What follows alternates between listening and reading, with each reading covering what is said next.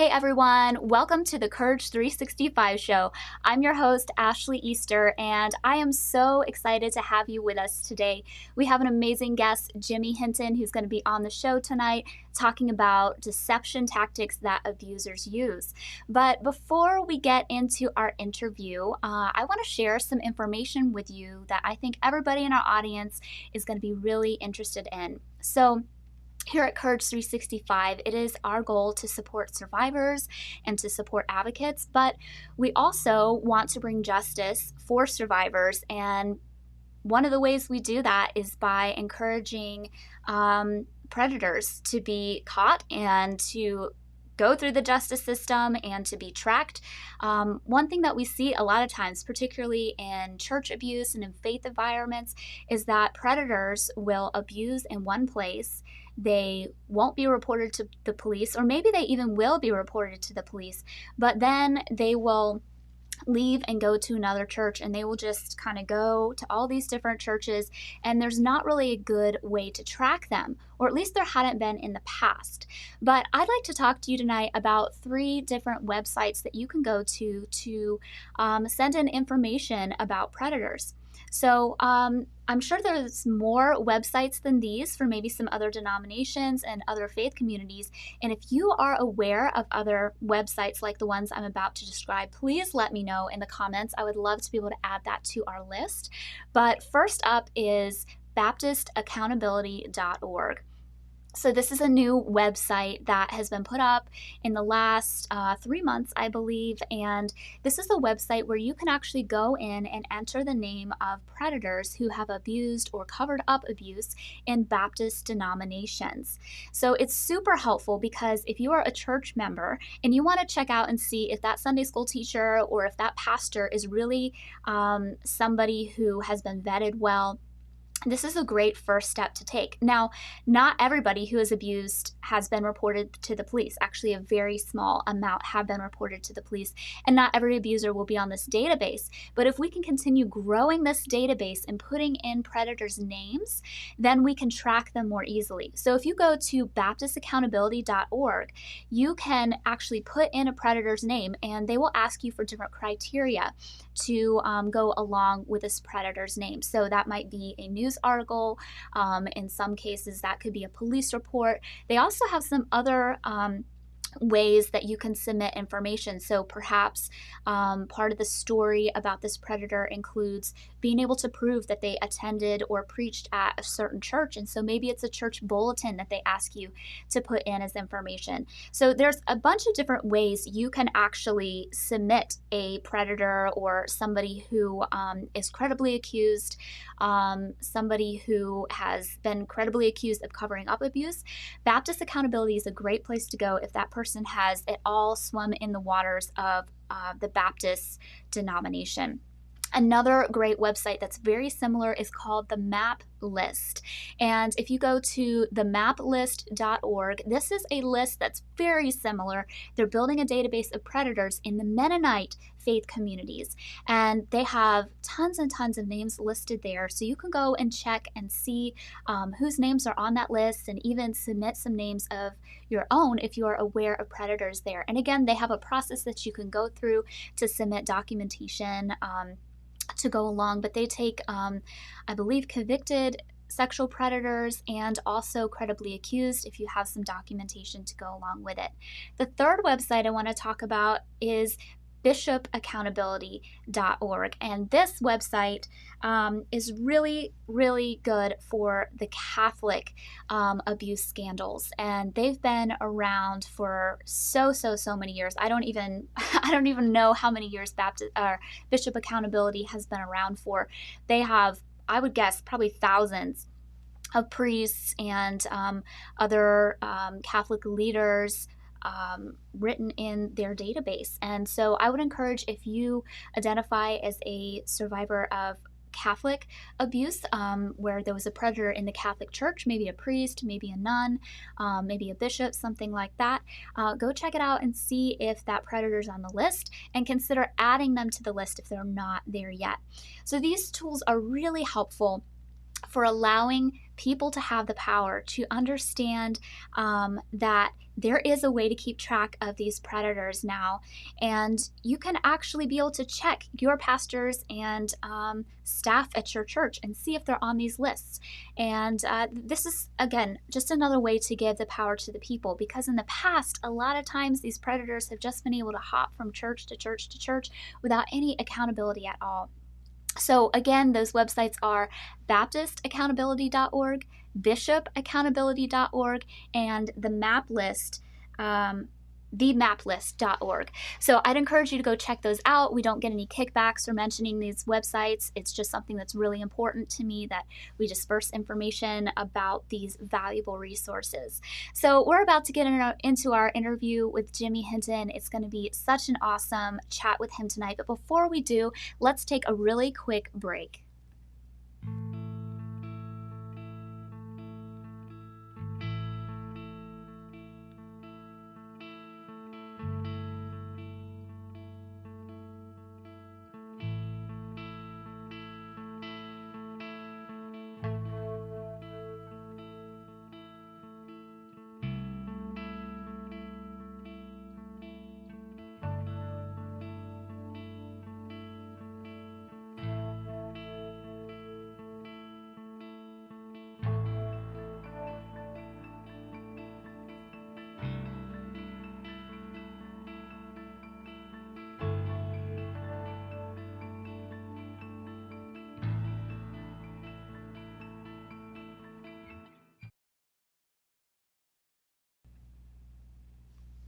Hey everyone, Ashley Easter here with the Courage 365 show, and I am honored to introduce to you Jimmy Hinton. Thank you so much for being on the show, Jimmy. Absolutely. Thank you for having me, Ashley. Absolutely. We're so, so glad to have you here. And I'm just going to read a quick bio that you sent us, and we'll also let you kind of tell some of your story. But for those of you who are not familiar with Jimmy Hinton, I'd highly recommend that you follow his work. He's got a podcast, a website, he does trainings, and all these types of things.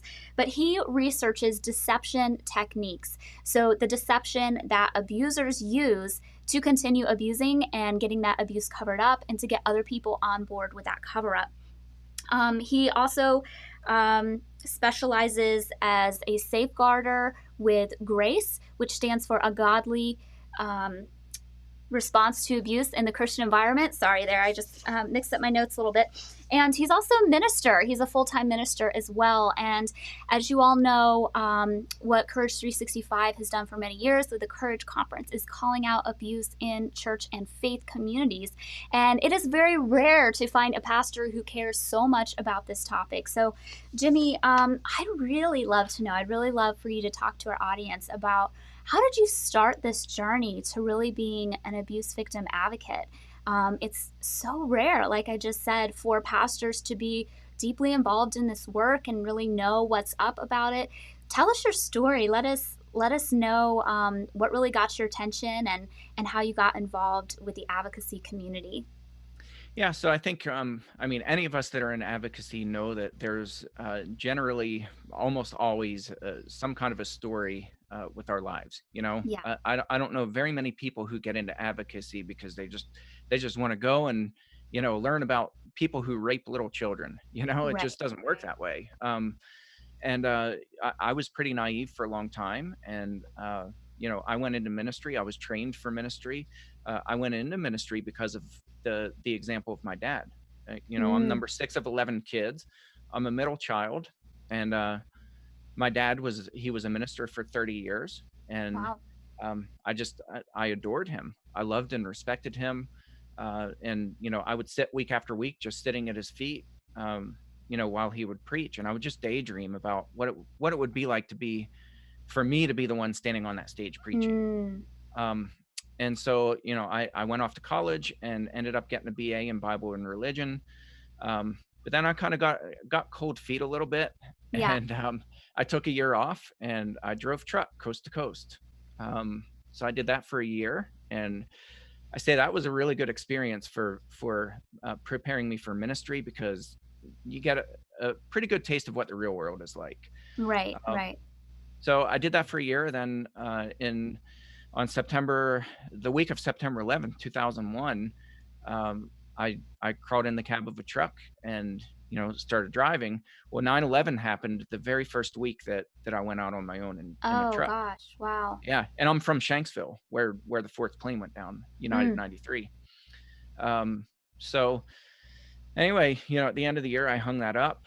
Spent the next 4 years in seminary, and then in 2007 moved back up to Pennsylvania. Um, Spent a couple years working a couple odds and ends jobs, and then in 2011, or sorry, 2009, I came on full time at the church where my dad preached for almost 30 years. So the okay. church that I grew up in, and I'm still there. So 2 years into my ministry in 2011, my youngest sister came to me at the age of 21, and she had disclosed that she was sexually abused by my Oh, dad whenever she wow. was a minor, Mm, which absolutely devastated me. yeah. Um, so, pretty immediately, both my mom and I went to our local police station. We reported my dad, and we were still pretty protective of him, just because you're processing so many different Sure. emotions. And it was the first time we had ever heard an allegation. We had never Mhm. suspected him of abuse, Right. and so he was investigated, and shortly after was put in county jail. And we found out pretty quickly that he had confessed to 23 minor victims, and we think he Ugh. has many more than 23. Wow, Um, wow.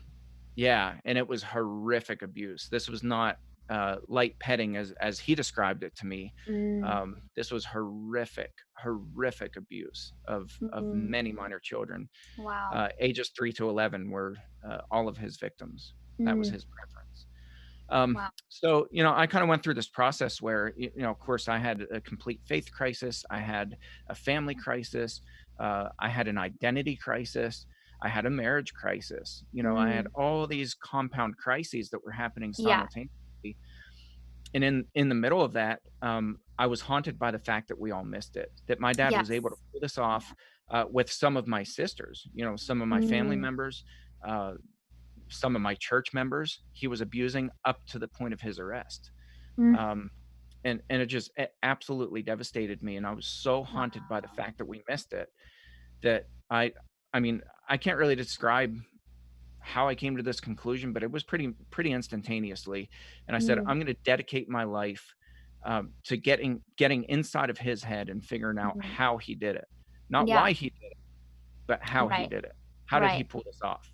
So I just started researching and read every book I could find on pedophilia, and found out that these books, though good, were Mhm. grossly inadequate to really describe what it's like to live under the Yeah. same roof with a pedophile and to see Yeah. how complex they are. Mhm. Wow. Oh, goodness. Well, that is quite a story, and my heart just breaks for all the victims who were directly impacted by the predation of your father, but also for you and your family. I'm sure that that was also very heartbreaking and just a scary, overwhelming time. And, I hear stories like this on the regular, but what is different about this story is that you actually went to the police and that you actually believed your sister and the other victims. And so many times that's not the case. So many times it's covered up and there's excuses being made. And as we'll talk about in a minute, predators are so deceptive and they're able to kind of convince people to help them cover up abuse. And so, thank you so much for sharing that powerful story. And one thing that I could really resonate with is your father being a pastor and you sitting in the pews and wanting that as well.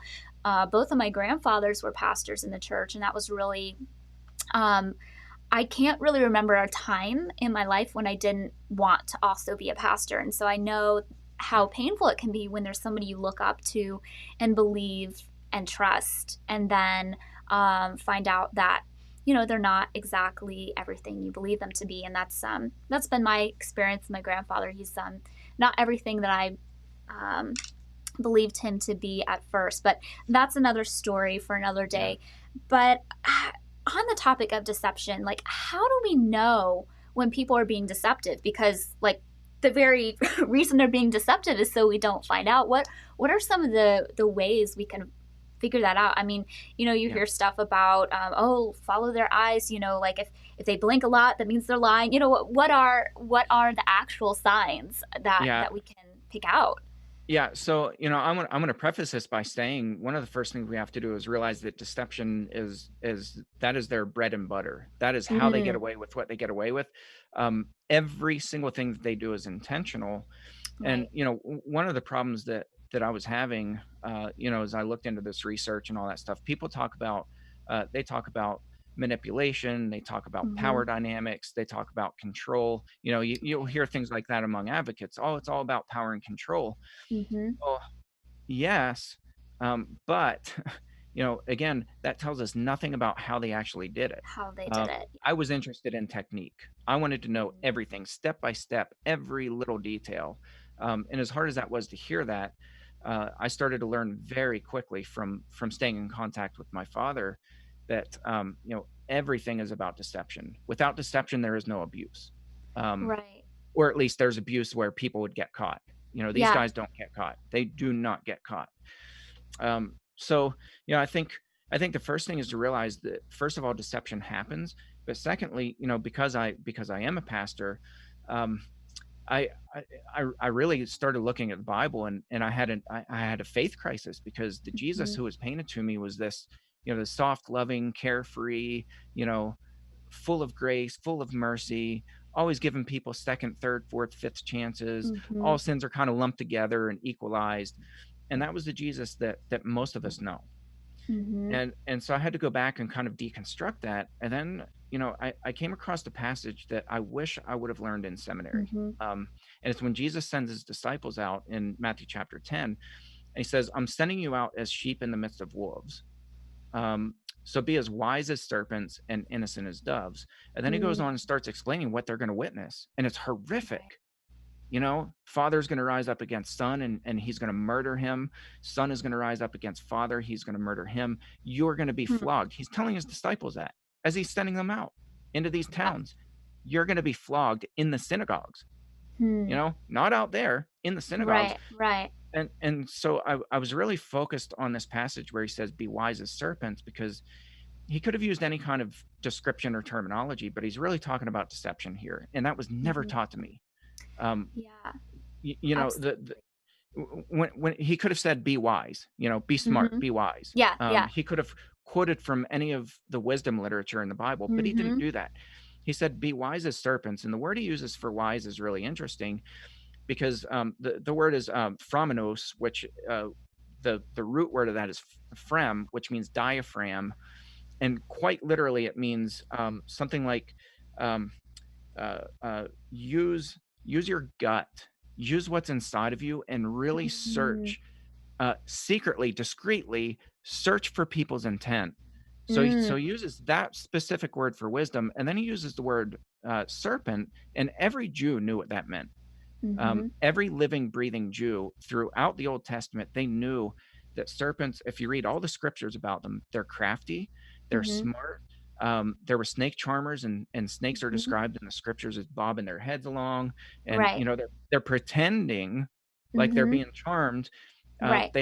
They can turn their ears off at will, and then Wow. and then they strike when it's Hmm. least expected. They strike. Jesus is telling his disciples to be like that. That's Mm. fascinating to me. That's fascinating to me because we have this sanitized churchianity. I call it churchianity, Yeah. Yeah. where you're expected to behave like a good little Christian in church Mm-hmm. and maintain this level of innocence and Yeah. naivety, and don't judge people. Don't talk about them, or that's called gossip. Even if you have facts, Right. blatant facts, you're being a Yeah. gossip. Yeah. All the things that we hear, Jesus is saying the exact opposite. Mm. And so essentially what he's saying is be crafty like the serpent and slither up beside him and Mm. blend in, not for destruction, but so Right. that you can identify what deception is. So that Mm. you can see the other snakes. You can see them while you're in the pit with them, Right. but be as innocent as doves.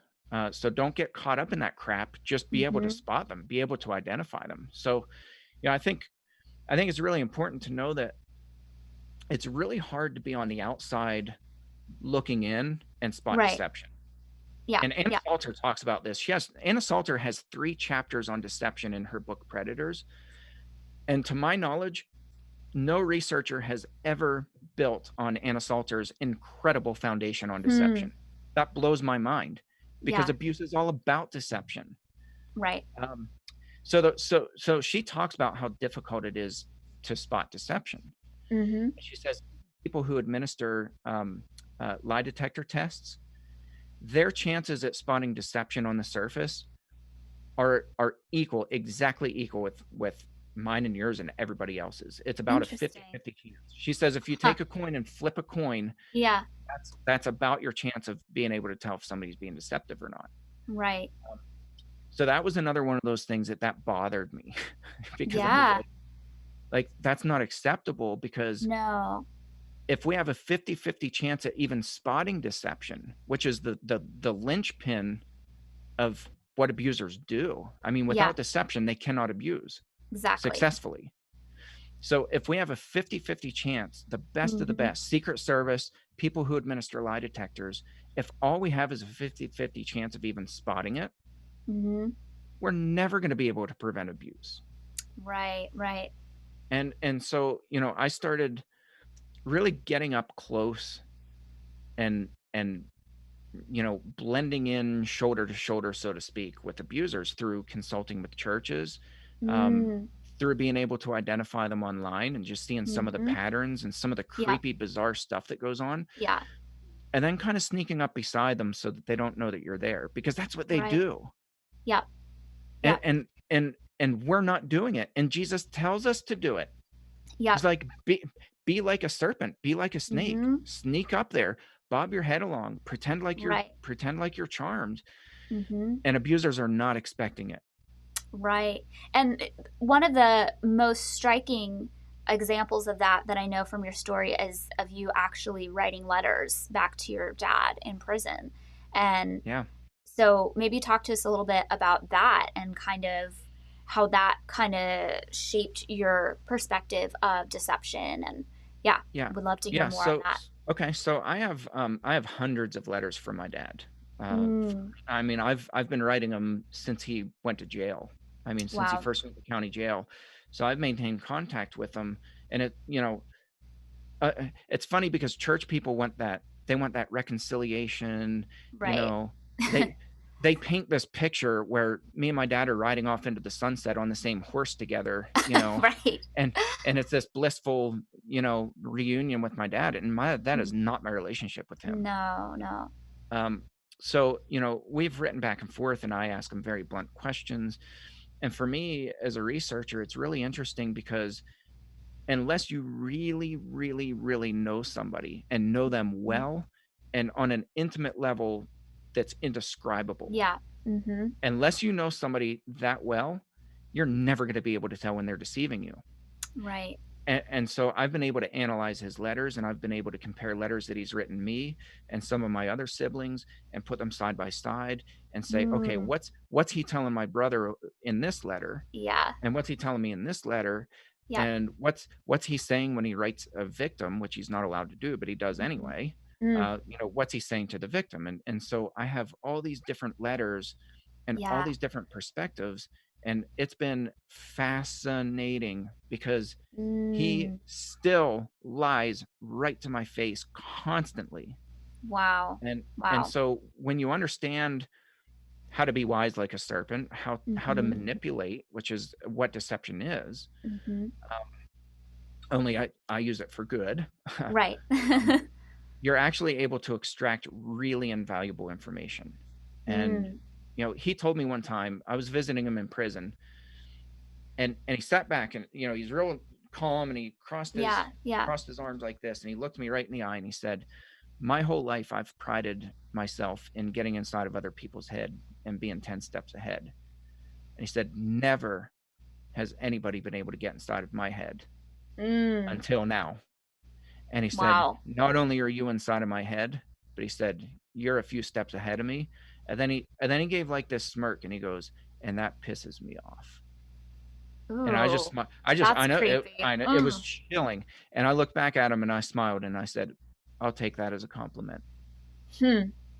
So Wow. we don't as Christians, we don't train ourselves to think that Yeah, way because we're told that's bad and that, right. Always maintain look your on the bright innocence. side. Yeah, Yeah, yeah, yeah, yeah. So because of that, we're getting slaughtered. I mean, these guys right. they're not walking circles around us, they're running marathons around us, and we don't Mm, even know it. yeah. And can you quote the statistic of how many child victims there generally are with a pedophile? Yeah, they're kind of all over the map, but I think the most solid numbers that I've seen is somewhere close to 150 by the time they get Mm, caught, if they ever get caught. right. And And that's and the thing that's so scary. I think that um, when we have this culture in the church of, just forgive and forget. Oh, they, mhm, cried and said they're sorry. They're really good at preaching or being a Sunday school teacher. Let's give them another chance now that they've repented. But the reality is, sex offenders, child sex offenders, have tons and tons of victims, and the only way they're able to have that many victims is because of this deception that you're talking about. And yeah, it's just stunning how opposite, information we're given. So we're just like yeah, sitting ducks, targets for these absolutely. predators. And yeah, it's just really really shocking. So getting close to someone, that's kind of the only way you can begin to learn about their deception techniques. Is that what I'm hearing you saying? That is a completely that first of all, yes, that's what you're hearing, and secondly, it's so completely different. I mean, 99.9% of our research comes from people in the prisons once these guys are incarcerated. Mm, And, the therapists or researchers or whoever it is, they're sitting across the table from them, these sex offenders, and they're yeah, asking them questions, and these guys are feeding them the biggest line of BS that you've ever heard. And right. my dad talks about that. He's like, "We love screwing with the prison psychologist." He's like, Hmm. "We will feed them any answer that they wanna hear." And he's like, Mm, "If you don't think that the research out there is total BS," he's like, "You've got another thing coming." He's like, wow.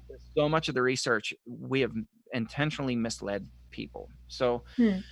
there's a difference between sitting across the table and asking people after the fact when they're, locked up in the safety of a Right. prison, Yeah. Yeah. and actually being a snake like they are and slithering up beside them and observing it. Mm-hmm. Um, and victims know what that's like Right. because they lived it. Yeah. Yeah. Um, but the difference there is, again, shifting the perspective. As a victim, as a child victim, most Mm-hmm. of the times those victims don't realize it until they're into adulthood, that to even Right. have the vocabulary to describe what happened to them, let Exactly. alone know all the different intricate Yeah. techniques that these guys are using on them. Right. That makes So so much yeah, sense. It yeah, makes me think, not everybody's in a position where they can get close, get that close to somebody, or maybe they are that close to somebody and they've been victimized by that person. Um, One thing that I teach my clients all the time is that you need to trust your gut. And so, even if you don't know all of the deception tactics, and we're going to get into some of those, you have this thing inside of you. You have your conscious mind that you can see and you're very aware of things happening, and then you have your subconscious mind, which picks up on so many different patterns. So just the way somebody's energy shifts or micro expressions and just all kinds of things. You also have in your DNA, it can have been changed because of past experiences and trauma in the previous generation. We see that in epigenetics. And so you have all this wisdom in your intuition and your subconscious mind. And so I think that's a super powerful tool when we're dealing with people who are deceptive, because you can't always, point it out in your, logical mind. Sometimes it's kind of that below the surface. Something just doesn't feel right. And I would just yeah. encourage everybody to listen to that. But aside from listening to our intuition, like what are some things to be on the lookout for? Yeah, so one of the biggest things is just observation, and that's what these guys do.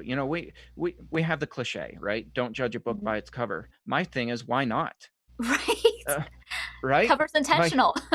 yeah, I mean, I'm not talking about the way people dress and things like that, and Sure. if they have tattoos or whatever. Right. I'm talking about judging somebody on the surface is Mhm. exactly what abusers do.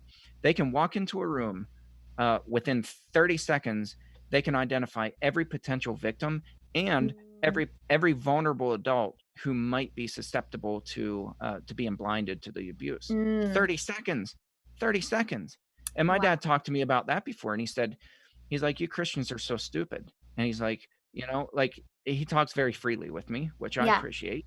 Um, but he said, "This whole thing of don't judge people and, you know, really get to know them and, you know, be polite to them, earn their respect and all this stuff." He's Right. like, "We walk into a room," he said, "the first thing that we do is we start judging people. We're making judgments constantly because that's Mm. how we get our victims." Wow. Uh, Wow. and so, that's why I won't get into this a lot, I'll just mention it, but it's why I Mhm. talk about testing instead of grooming. Grooming Mm. is like this process of kind of, prodding them along and, building up this trust over time. They don't have to do that. They already have the trust of people. Right. They test people. They walk into a room and, here's a prime example of something they would do. So, um, I use this as an example when I train places. "Ashley, tell me about yourself." Right? Oh, Yeah. So that's not a question, is it? right. That's a statement. I'm Right, not right. I'm not even giving you opportunity. I'm not giving you opportunity to get out of that. I just pinned you into a corner, and Right. when people start talking about themselves, inevitably, what's the first thing that they start talking about? They talk about their family, they talk about their kids, where Bingo, they work, bingo. where they live. Oh, yeah. So I'll Mhm. let somebody talk for 60 seconds. I'll say that. "Tell me about yourself." And it's a genuine, it seems like a genuine question, but it's not. It's Right. very manipulative. But we don't pick up on that if we don't know techniques. Mm. Um, so somebody will talk for 60 seconds, and then at the end of that, I'll say, "Okay, here's what I learned about you. Um, some people don't have any children. They'll never tell me that they don't have children. I'll say, you don't have any children. You live by yourself. They never told Mhm. me that they live by themselves. Mhm. I can tell them something about their belief system. I can tell them what they think about grace and forgiveness. Right. 60 seconds is all it takes me. If I can do Yeah. that, these abusers are still light years ahead of where I am, and I've lived and breathed this for 9 years. Right. Right. Yeah. And what happens when you turn that question around and after you've given like your life story to this person and you say, "Tell me about you." How did they generally respond to something like Yeah. that? So I always tell people, if somebody says that to you, makes that statement or command, "Tell me about yourself," and you get so wrapped up in talking about yourself that you forget to ask them about themselves, or that they don't reciprocate when you ask them to tell Mm. about themselves, you're being manipulated, period. Right. Doesn't necessarily mean that they're an abuser, but you're being Right. manipulated. Right. Interesting. Wow. So even when we're meeting somebody for the first time, like paying attention to, is this a reciprocal conversation? Is That's this a right. command or a genuine request for information? That's That's exactly right. really important because it's just the typical thing to talk about that, but like just those small, minute, little details, you don't realize that they're extracting information. Yeah. Um, yeah, Another that's thing is really just cool. watching their body language because that's what they're doing. And Mm. and Jesus was very literal when he said, "Be wise as serpents." It wasn't like Mm-hmm. this hyperbole or metaphor. He's literally saying, "Be wise like a serpent." Mm. Um, Go in, um, you know, there's some pretending involved, and as Christians, we're like, Mhm. "No, Jesus would never say that." He did. Right. Right. They knew exactly those Yeah. Jewish listeners knew exactly what he meant by that. Right. Right. Um, So, they'll walk into a room, and one of the things that I mean, I'm constantly watching. Um, Mhm. Everywhere I go, I'm observing, just like abusers do. Yeah. And I look for eyes, eye movement. Where do the eyes go? Is there Mm. somebody who keeps looking, even if it's for a split second? Are they really checking out children? And there's a difference between a Right. glance and a knowing look. And I always say Right. every single female in this room knows what I'm talking about without me ever describing it. You Yeah. know what it feels like Mhm. to be felt up with somebody's eyes. Yeah, When there's yeah, a pervert at the shopping mall or wherever, you know what that feels like, and you cannot misinterpret that look. yeah, yeah, absolutely. So Absolutely. abusers have that same exact look for minor children, but we Mm, miss it because it's not even on our radar. We're right. not thinking, Not expecting it. boy, Uncle George over there is really undressing that 2-year-old with his eyes. It's not even on our radar, so we miss it. Right. That's science. Mm, wow. Wow. Well, those are, just such helpful things to be keeping an eye out for. So just being aware, number one, is important. Number two, paying attention to, is this person trying to extract information, keeping, kind of close to the vest their personal information, and then kind of looking at where their gaze is. Because if you're interested in, predation, you are going to be, looking for opportunities and, looking at prey. So those Yeah. are really helpful tips. And when we hear about predators who have these highly sophisticated deception techniques, and I'm sure that those are just a few of them, um, is there hope for these people to change? Like, is it legitimate for, um, maybe the predator's caught, they go to jail, they come out of jail, and then they say, "I'm so sorry." Um, is it a legitimate thing when church leaders are like, "Oh, welcome them back in. It's okay. Don't work in the nursery, but it's fine to just sit in our pews, and we're not going to tell anybody about this." Like, is that a legitimate way to go about it? Like, can this person actually be expected to change when they're deceptive like that? Yeah, so no on every single level. So first of all, Mm, the research says, secular research says, I mean, almost unanimously, child sexual abusers cannot be healed. They can be controlled, mm-hmm. but they cannot be healed. Hmm. So they reject that language that abusers can be healed. Um, Hmm. Secondly, scripture is crystal clear when it comes to deception, Mm-hmm. right? So Second Timothy 3:13, Paul says, gives us a whole description of deceptive people. And then he goes on and he says, while evil people and imposters go on from bad to worse, Mm-hmm. deceiving and being deceived. Hmm. So there's this level of both they're deceiving people, but there's also self-deception. Psychology, Right. in the world of psychology, it's cognitive distortion. That language is in the Bible. Hmm. Um, and Paul says they get worse; they don't get better. Wow. Yeah. Uh, And that's and what the and research shows too. Absolutely, and it's interesting that word for imposters. Um, the word is goez, which means it was originally a word for sorcery, which is really interesting. But it's quite literally, it means somebody who's using deception, Hmm. pretending to be a magician. They're pretending Interesting. to be able to heal, and the words are there, but they're pretending. Mm. They're pretenders. So Right. Paul says those kinds of deceptive people go Yeah. from bad to worse. Well, Hmm. why is that? You know, um, as somebody who studies deception, I can't not think about it, Ashley. I Mm. cannot I cannot shut my mind off from the time I wake up till I go to bed. I cannot not think about deception. Right. I can't do it, and abusers can't either. Right. Um, but they're calculating and thinking of ways to use that for evil. I'm Mm-hmm. calculating and trying to find ways to find them, you Right. know? And to protect people. Yeah. Exactly right. So you Wow. can't shut that off. You cannot shut that Mm. part of your brain off once you're wired to think that way. Hmm. Uh, Tell a magician that they just need to hang it up and never think about magic again, never Right. perform it again, never practice it again. Just shut it off. Mm-hmm. It's impossible to do Right. because their Right. mind their mind is so accustomed to thinking of how to Mm-hmm. manipulate people and how to get ahead of them and how to trick Right. them, and it's crazy. So would it be a good comparison to say, like you've heard of The Mentalist, and I think he's got a TV show. Um, would it be fair to compare predators to somebody like The Mentalist? So The Mentalist is doing this for entertainment and for fun, Yeah. and people are consenting to this. Is it that level of deception that's going on, or are there differences?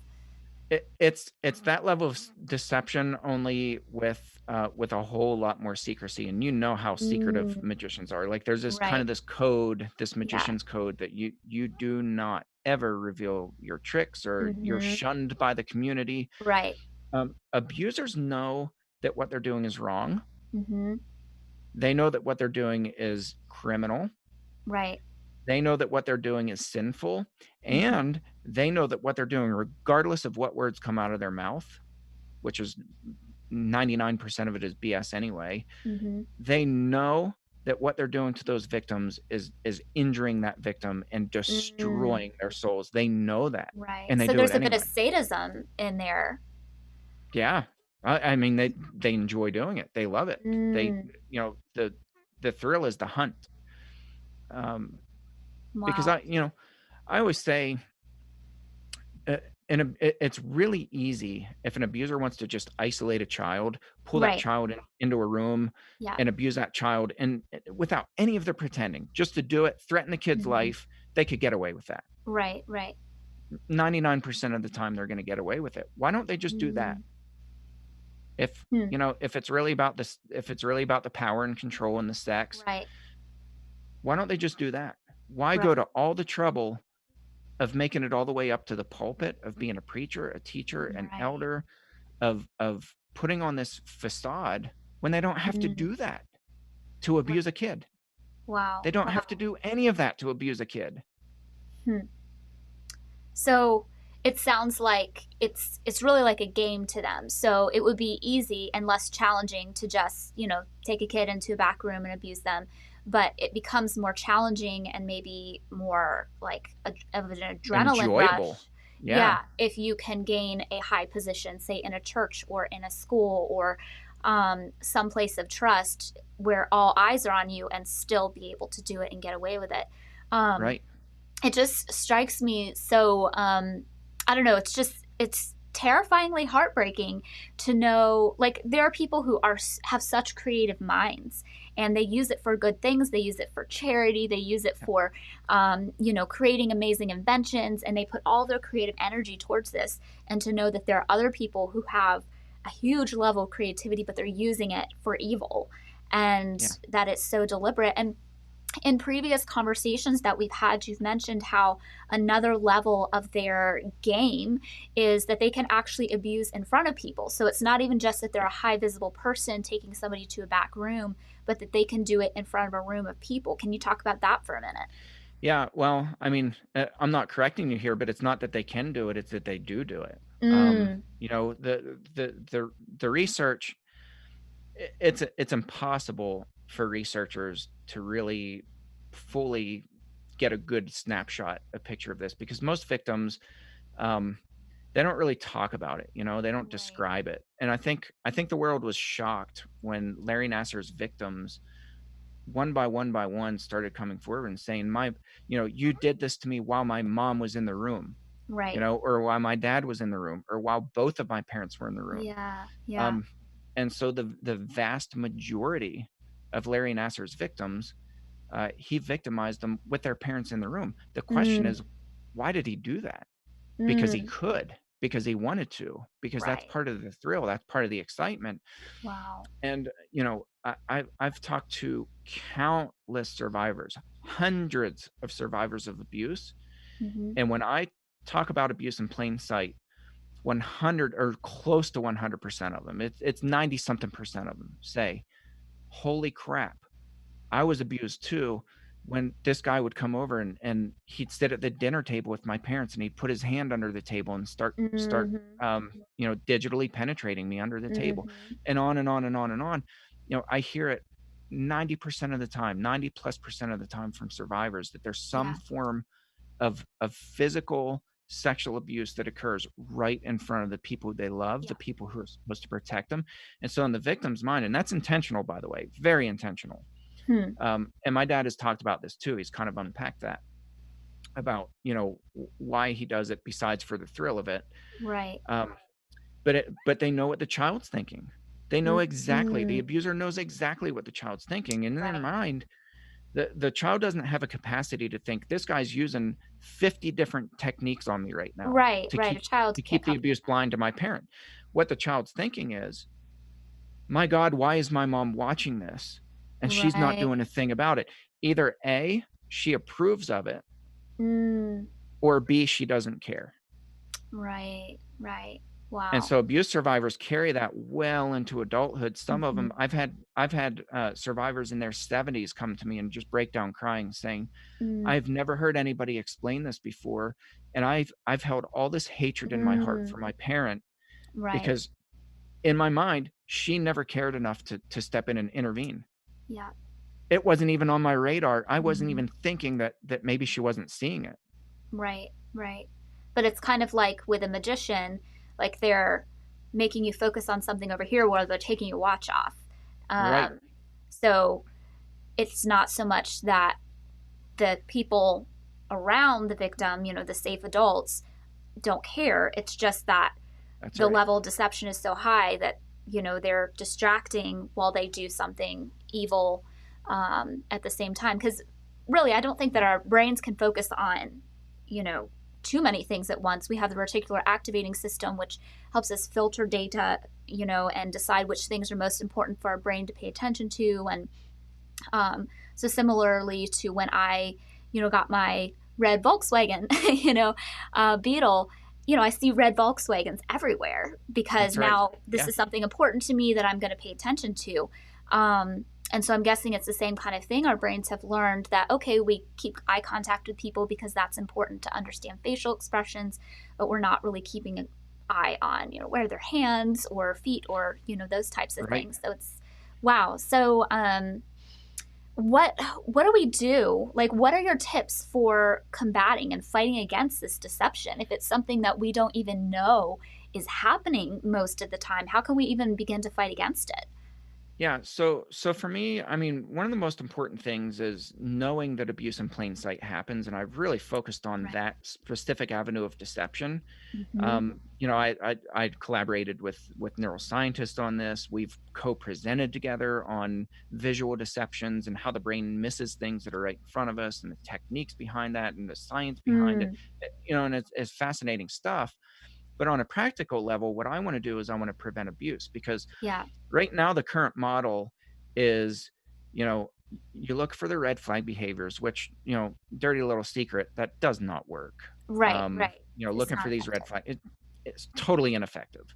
Yeah. Um, and I get in trouble for saying that some places because people are like, "No, you're defying the research." And I'm like, "Well, how's this working out for us right now? Look at the Right. Right. statistics right now Right. and tell me how it's working out for us on a Right. preventative level." Yeah. And you've talked to the predators in prison who've said, we're sending out this misinformation. And yeah. Right? Wow. Mm, So, for me on a practical level, Um, I'm not okay with reporting abuse and packaging that as prevention. That's not prevention. yeah. Um, Dialing 911 after you see a plume of smoke on the ground because an airplane fell out of the sky is not preventing that plane from going down. Right. You're Right. It's reporting already after the happened. fact. Yeah. Yeah. So once you're picking up the phone to file a Hmm. report of any kind, whether it's to the Right. police, whether it's to church leaders, abuse has already happened and it's been happening Right. for a long time. Right. So on a practical level, general population is not gonna be able to devote this much time and energy Sure. to learning about deception and deception techniques. So if I Yeah. were to boil it down into 3 things, this is what I tell people. When you walk into any room, Hmm. period, where there are other people, here's what you need to be vigilant about immediately and never let your guard down. You watch people's hands. Sorry, let me reverse the order because the order is Okay. important. Watch people's eyes, Okay. watch people's hands, Okay. and listen to people's words in that order. Mm. Wow. So, watch their eyes. Where do their eyes migrate? Um, Right. Right. is this person a pervert? You can Mm. tell. Yeah. You Yeah. can tell when there's a Hmm. pervert in the room, whether it's the teenage girl that Hmm. he's can't take his eyes off of Right. certain body parts, or whether it's a 2-year-old child. Hmm. Um, Watch the eyes, and if that gets your gut going, Hmm. then really hone in on that person and pay attention. Now watch the Right. hands. Yeah. Abusers can not touch people. just like they can't not Mm, think about deception. They can't, right. whether it's, you know, the I've the seen that. Yes. touch on the shoulder, and that's testing. That's intentional. It's not that Yep. they're just huggy people. No, they're not. They're testers. They're abusers. Yeah, exactly. Exactly. Um, The huggy thing is a cover for, right. getting So, people uh, sensitized to it. yeah, and testing them. They're finding out. Mm, If I walk up to you, Ashley, I guarantee I've not done this to you, nor would I. But if right. I walked up to you and I just touched you in a benign way on your shoulder, Hmm. I can guarantee without you even knowing it, you're gonna tense up. Oh yeah, yeah, definitely. I'm gonna feel that. Hmm. I'm gonna feel you tense up, and that's what Yeah. abusers do. So they know Hmm. if somebody kind of leans into that, and this is Mm, all it's done subconsciously. It's not right. like you're like, oh, I'm gonna lean Right. into this. Exactly. You Nobody's know, trying to lean it in. Yeah. we have these autonomous responses, and somebody who's trained in deception, they know when you touch somebody's shoulder, if they tense up, Hmm. that's a high risk person for you to Right. start Right. further testing. Yeah. Um, Hmm. so then, if somebody leans into that a little bit, then there's going to be a progression of fingers. So watching the hands, I always Mm, watch, does that hand go around the person's waist? And they're right. blatant about this Yeah. stuff. Yeah. Hmm. Or do Hmm. they start rubbing the shoulder and massaging? Yep. Watch the eyes, watch the hands, and then listen to the words. What's the conversation like? Right. Is it a manipulative conversation? Are they saying, tell me about yourself? Are they information Mm, mining? yeah. Hmm. Are they trying to extract information out of you to learn about your belief system, about your family, about your kids? Are they gathering information? Mm, If all three of those things are the case, um, that's somebody who is as high on my priority yeah. radar list as possible. Right. And then I go into snake mode, Ashley. Right. Right. And then I buddy up to that person. I mean, honestly. And then I'll Mm. I'll I'll just start the process of observing, because you can't go up and be like, "Are you manipulating this person? Because Right. you Right. look That like a doesn't work. freaking quack." Right. Right. Yeah. Yeah. And so, just to be clear, you as a trained individual decide to buddy up to that person, but you're not recommending that, vulnerable people, No, always make an effort to I do would that. You're I would never recommend that. right. So, you're saying And when they have those three signs, that's when you back away and keep an eye yeah. on them. So Yeah. when I do trainings at churches, I do a facility walkthrough. But I always try to do trainings during their worship service. While church, Mm, while people are there, while it's in yeah. session, Yeah. because I want to see people there who are there Right. normally. And the people who invite me to train will say, "Is there anybody who sticks out to you?" Mm-hmm. And sometimes there are, sometimes there aren't. But if there are, I'm going to say, this person, this person, this person, and here's why they stuck out, and here's what you do about that. Right. And I'll assign people from their leadership, or from different committees or whatever, who are not vulnerable people, to just shadow that person and start observing. And I Gotcha. tell them things to start looking for. And do Yeah. they have patterns of touching people? And do they grab Mm-hmm. children around the waist? Do they put them in their lap? Right. These are people who should be on your radar. Yeah, yeah.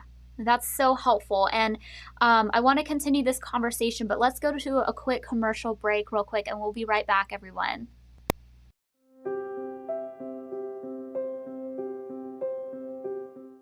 So there's choices that you have the opportunity to make.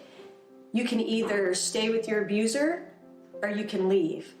And make no mistake about it, it's going to be hard either way you go. But I can tell you one thing for sure. If you do decide to make that courageous decision to go, there's hope. So much hope.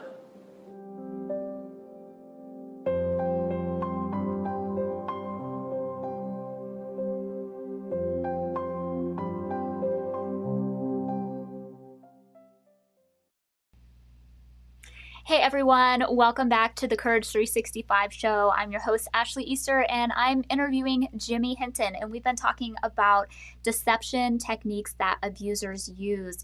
We've already had a really great discussion, but Jimmy, I want to ask you just one more question, and that is, so abusers very often go to these high profile positions because, as we talked about before, it enhances the excitement of the game for them. And it's so sad that they even look at this as a game, but they do.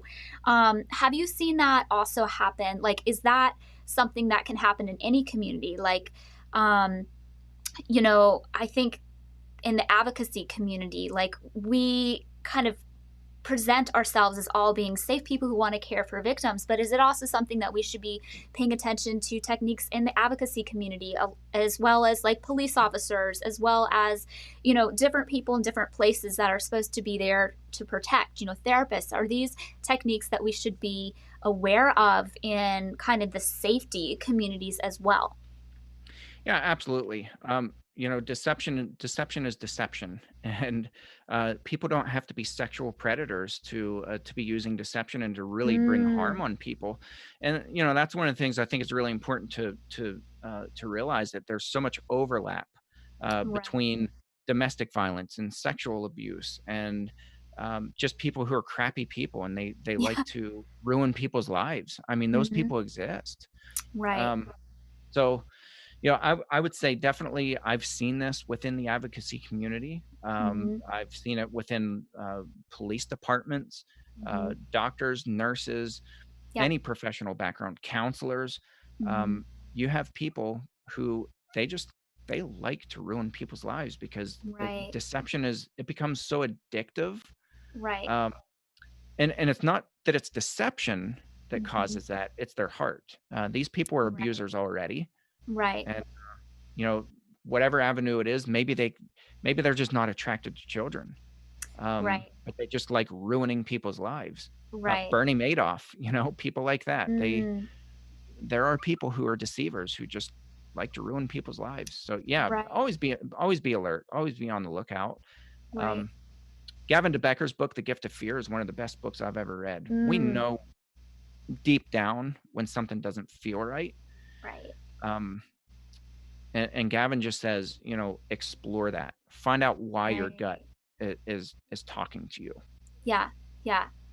That is so important. And like I said, that's one of my big things. I'm actually about to launch a course on intuition in a couple of weeks, because I've just seen how, whether you are an advocate, whether you are somebody who has experienced abuse in the past, whether you are in the business world trying to make a decision with who could be a good business partner, you don't always have time to evaluate and shadow somebody for forever to notice all these different things. And like you said, they're not always sexual predators. They could just be abusers of different types.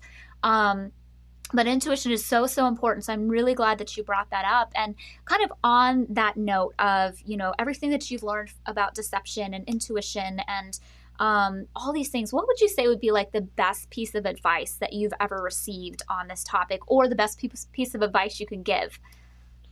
Yeah, best advice that I ever received, which permeates every area of advocacy and abuse and research and ministry and everything that I do, is never stop. And those two Mm, words were written on a card by one of my church members. And there have been times where, I mean, I've just been so defeated, and I know a lot of advocates and survivors feel that way. But yeah. um, when it comes to research, like I get mocked because I don't have peer-reviewed articles and all this stuff, and people are like, "Oh, you're just somebody who's angry because your old man abused a bunch of kids and you put them in prison." Right. And I'm like, Right. "No, like I have a vested interest. Hmm. When I look into the eyes of my three kids, I have Right. a very vested interest in keeping all children safe." Right. Um, Right. so yeah, Wow. never stop. Wow. Thank you so much. That is so important. Never, never stop. And how can people follow you and continue to know about your work? So tell us about your social media, your website, your Yeah, podcast. Tell us about all the things, how people can find you. yeah. So probably easiest way is just to go to my website, jimmyhinton.org. And on there, I have my podcast, the Speaking Out on Sex Abuse podcast. I have links to my social media. My Facebook page is just jimmyhinton.org. My professional, call it professional, Hmm. Facebook page. And then Twitter is just my handle is Jimmy Hinton 12, Hmm. and it's all on my website. Easiest way to find me. Yeah, I would definitely recommend that you give Jimmy a follow and tune into his podcast. It's excellent, excellent stuff. He will dig so much deeper. Like we just skimmed the surface tonight of his Yeah, knowledge, and so you're gonna really want to be tuned into what he has going on. So yeah, go to jimmyhinton.org, and we will have all of those social media links and stuff included with the videos. But yeah, thank you so much, Jimmy, for sharing with us today, for your wisdom, and for really dedicating your life to discovering what tactics abusers use so we can keep people safe. Thank you so much.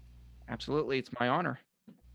And I would just encourage everybody to go over to the Courage 365 social media accounts and give us a like or a follow. Particularly, head on over to YouTube, because if we can get 100 people who subscribe to us on YouTube, then we can get a custom URL. So it's easier for people to find. So this is my personal plea to you. Go to our YouTube account. Just search Courage 365 on YouTube, and give us a like on any of our videos, but especially subscribe so we can get 100 people there and we can get our custom URL and really be able to reach a broader amount of people with the Courage 365 show. But we're on Twitter and we're on Facebook. And also, please go and check out our website, courage365.org. And when you go there, we have a special gift just for you coming to our website. It is this free ebook that is called 5 Keys to Living a Life of Courage. And this is for survivors of abuse, people who are just trying to figure out if this is abuse, what they're experiencing. But it is our free gift to you, and you can just download it right there on the website. If you are in any type of a crisis situation, if it is something that is happening immediately, there's a violent situation happening, of course, call the police. But you can also go to our website for other resources available, such as 24/7 hotlines and supportive blogs and websites, organizations that can really help you learn more about healing from the abuse that you've experienced or you think you may be experiencing. All you have to do is go to courage365.org and click the Need Help tab, and you'll get all of those resources there. Thank you again, Jimmy, for being on the show, and I just want to wish you all a great night.